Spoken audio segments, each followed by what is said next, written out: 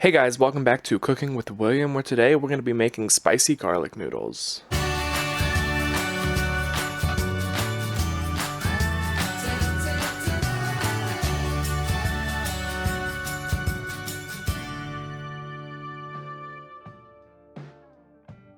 This is one of my favorite quick weeknight recipes because it uses ingredients I typically just have in my fridge and comes together in about 15 minutes. Let's get started with our aromatics. First we're going to need garlic in two different ways. I'm going to thinly slice this whole garlic clove so that they can fry up nice and crispy, and we'll also need some finely minced garlic. This is spicy garlic noodles, there should be lots of garlic. Optionally, you can use a dried chili. You're also going to need some ginger, give that a fine dice about the size of your garlic. Finally, we need some green onions. You're going to separate the white bottoms, which you're going to finely dice, and the green tops that you should thinly slice on a bias. Now it's time to get cooking.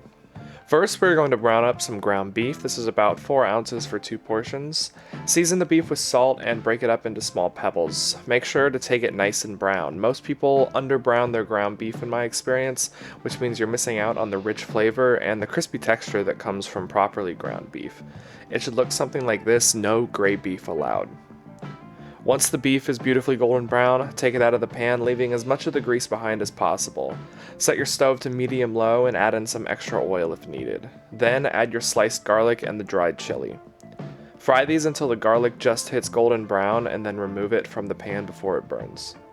Then you can add your minced garlic, ginger, and the bottoms of your green onions.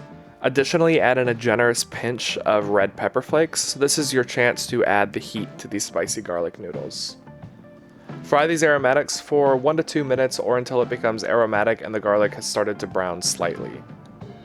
Now we can add the ground beef back in and start building the sauce. Add around equal parts mirin, soy sauce, and oyster sauce. The exact ratios and amounts will vary based on the brands you use, so taste and adjust.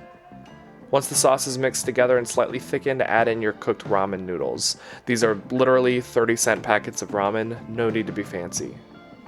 Toss everything together and finish with the crispy garlic and the green onions. Garnish with some crispy chilies and sesame oil and enjoy.